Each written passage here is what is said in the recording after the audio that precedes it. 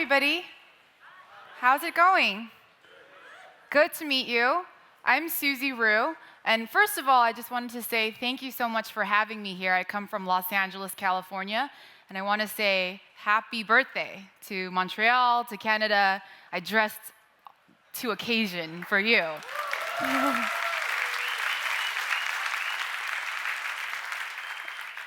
And the reason why this is going to be my best keynote ever is because it's going to be my first keynote ever. First and only. So, special treat. We'll see. So today my talk is going to be about accepting challenges, overcoming obstacles, career pivots, and kind of me sharing my personal journey of how I became an early stage investor, investing into technology and technology-enabled companies. So thank you so much for listening in advance. I'm very lucky. I'm a very lucky gal. I get to work in this office in Culver City, California, with an amazing team, Troy Carter and Marlon Nichols. I invest for Atom Factory and Cross Culture Ventures. We invest in early stage companies over the past couple of years. So the bottom is where we've invested over the past 2 years, up and coming rising companies, and the top are the companies that we've invested over the past 6 years. So as you can see, the portfolio is pretty stacked, and I have the lucky job of working with a lot of those founders and a lot of those early stage teams. They're not so early stage anymore, some of them. But I want to share with you about takeaways about challenges accepted. These are my takeaways that I think about all the time, from what is your zone of genius? How do you identify what you love and you're passionate about? And how do you continue to nurture that every day, every month, every year, through new jobs, through new careers, through people that you love and trust, mentors, friends, professional relationships? Then, thinking about networking and relationships are about mutual commitment. And how do you carry that message every single day? And then finally, work tirelessly. How can you, every single day, bring your best self to the job so that you can build your own adventure? We only have one life to live. And how can we do the best so that in every next decision, we are 10xing, we are 100xing what the potential outcome is for ourselves, for our companies, for our teams. So to share the story about why I'm standing here in front of you today, I want to go back to share my own personal journey. So I'm Suzy. I'm about to turn 30 this year. It's a big step. I'm from Los Angeles, California, and I'm everything but born in the USA, in Southern California. I was born in Korea, and I was drop-shipped into the middle of kindergarten, about to turn 5. My first word in English was banana, and it's because it's the same in Korean. It's banana. And I took a test on my first day of kindergarten, and I got everything wrong except for this word, which is what I'm told. So my job growing up was education, to study hard, to do well, to progress. What I didn't know is that while I was doing that, my parents were working tirelessly. They were doing everything from translating from Korean to English. They were delivering newspapers to the community early in the morning when we had no idea why were you coming home so early, or where were you.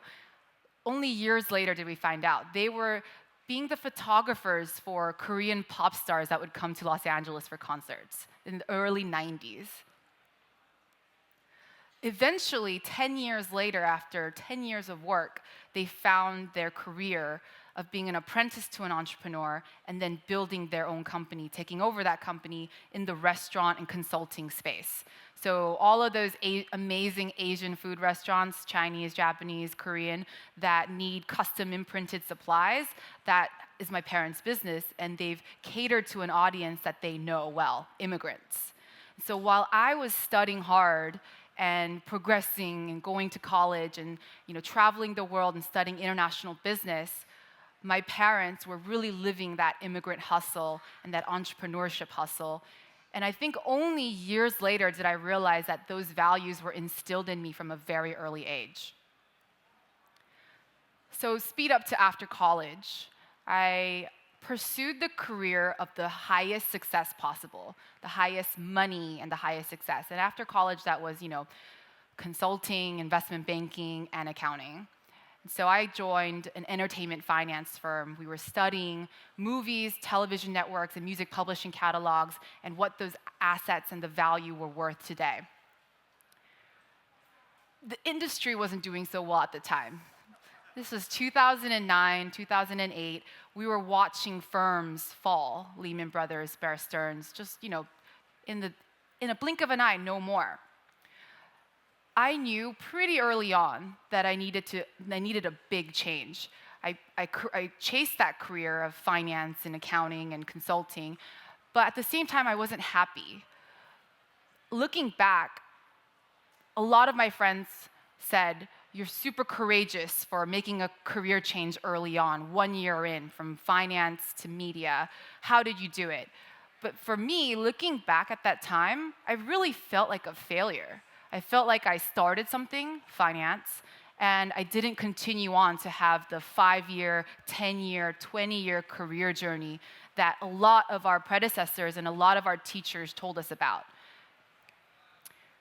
What really changed my mentality was my parents, the ones that were immigrant hustle entrepreneurs. They decided to start running marathons. I was 22 years old at the time, and they were in their early 50s. And I said, if my parents are running marathons and half marathons, and I'm going and waking up early to go support them at the finish line, and I'm 22 years old, I should probably move that higher on my bucket list.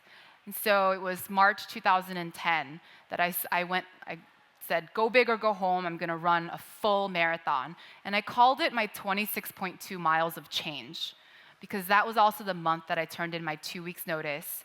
And I also had the next career opportunity fall from the sky into my lap. And I will say that that career opportunity as a digital media strategist wasn't the same as finance. It was probably a 70% pay cut. At the same time, I walked into that office after having run those 26.2 miles, and for the last 6 miles, this 20 to 26, the hardest, I dedicated each mile to somebody that either had been amazing to me in my past or somebody that I wanted to show I'm going to make it. That those 26.2 miles of change just really changed my thinking about the future and about change. So I ended up joining the digital media advertising industry in 2010, as we saw all of the industry incumbents grappling with the change of new media, with internet, with digital, with mobile, with social. Facebook was just coming out with Pages. YouTube was just starting the Partners program.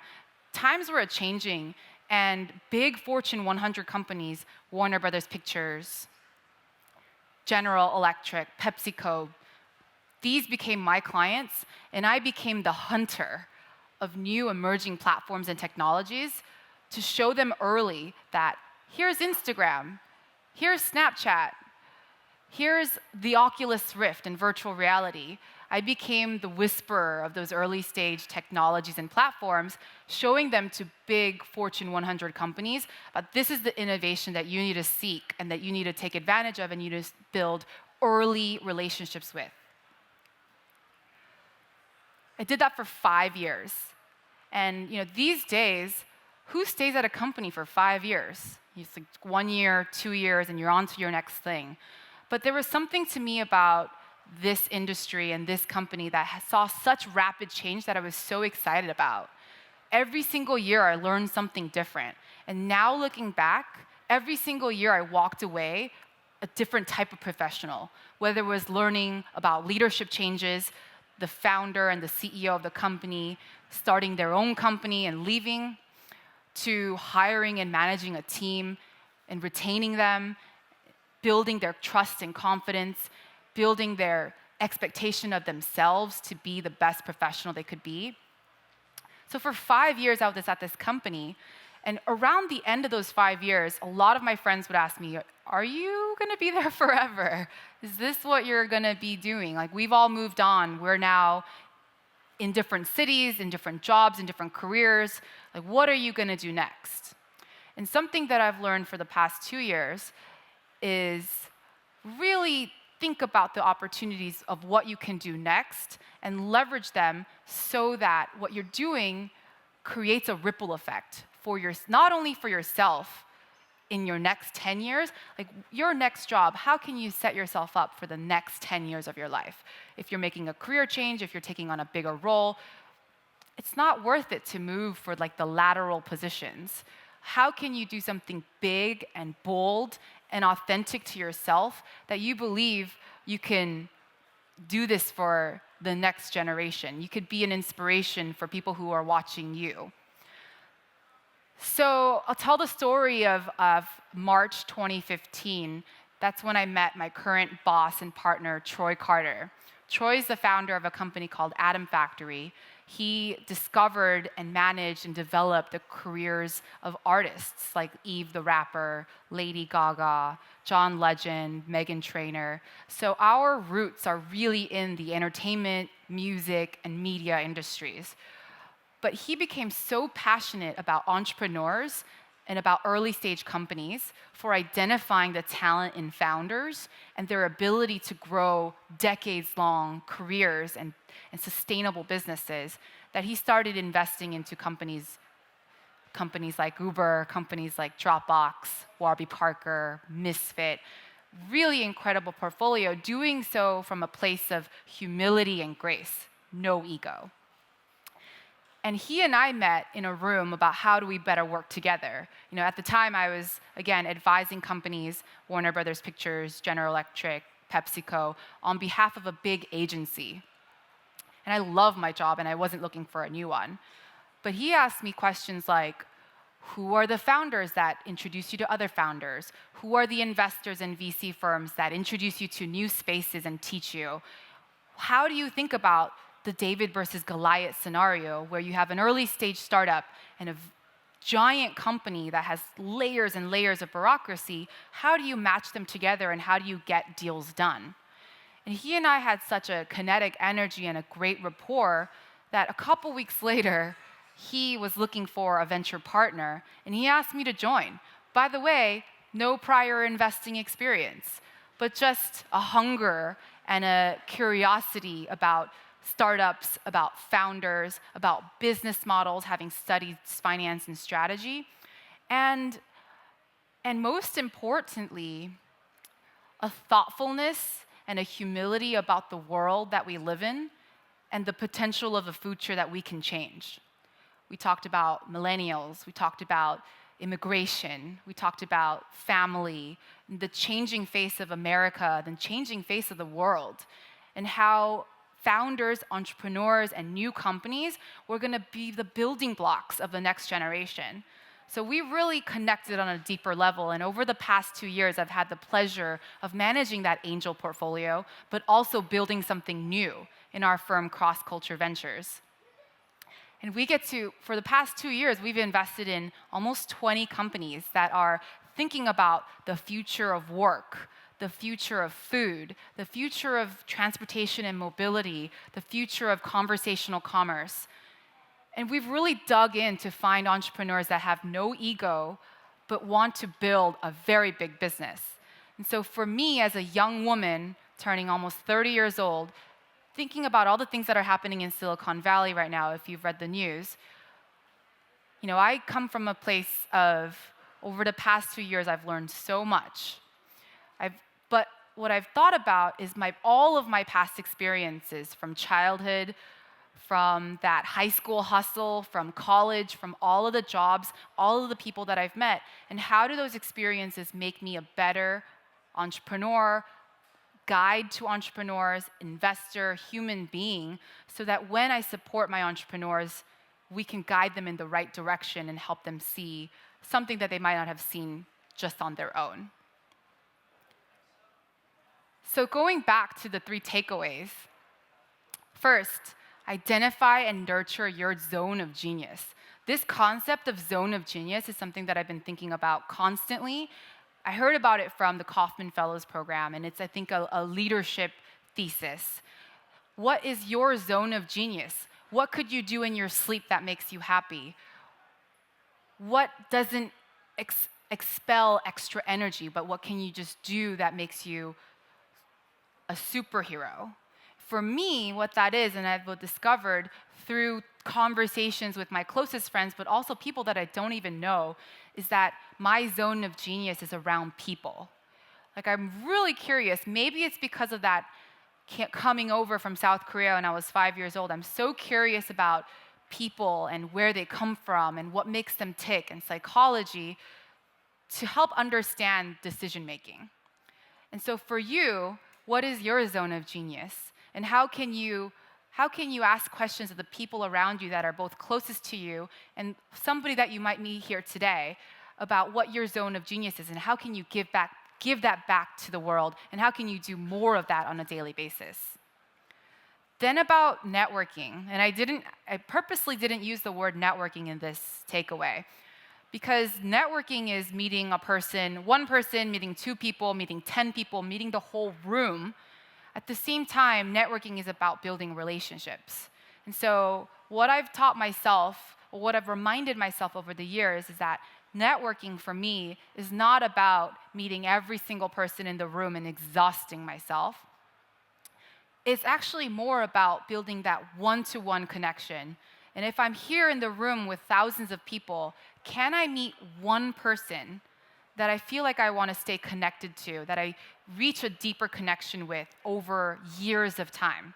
And networking eventually turns into relationships. And relationships can be the foundation of your entire life, career, personal and professional. But relationships are really about mutual commitment. And I really believe in the concept of peer networking, whether that's somebody that can be a peer mentoring, whether that's somebody that can be a mentor to you because they've had 20 more years of industry experience, or somebody that's fresh out of college and has a fresh perspective that you would have never thought about, but can actually give that to you in a direct and candid way. Finally, I think all of you know this already, but one thing that we have for ourselves is work, and the ability to work tirelessly, about working smarter than everyone else, working with everyone else, being grateful for the opportunities, and the ability over the long game, not the short term, the long term, to build your own adventure. I feel like that's something that I've really been able to do, and I'm only at the tip of the iceberg. I'm still decades from building my own adventure. But I do feel like over the past 10 years of working post-college, I've definitely gone through the career pivots, gone through the extreme change to help make me a more even-keeled, calm individual that can weather the storm, but also execute with like a sharp knife, cut through the BS. So, and so as an early stage investor, these are some of the things that I think about in finding early stage entrepreneurs. No ego, big market, radical self-confidence, radical empathy for the people around them, and wanting to really change the world for the better. So thank you so much for listening to me today. I hope it hasn't been too boring, but please feel free to say hello afterwards. Wearing the red pants, happy birthday, Canada. So it'll be easy to find, and I'm also very easy to find online and on social media. Thank you.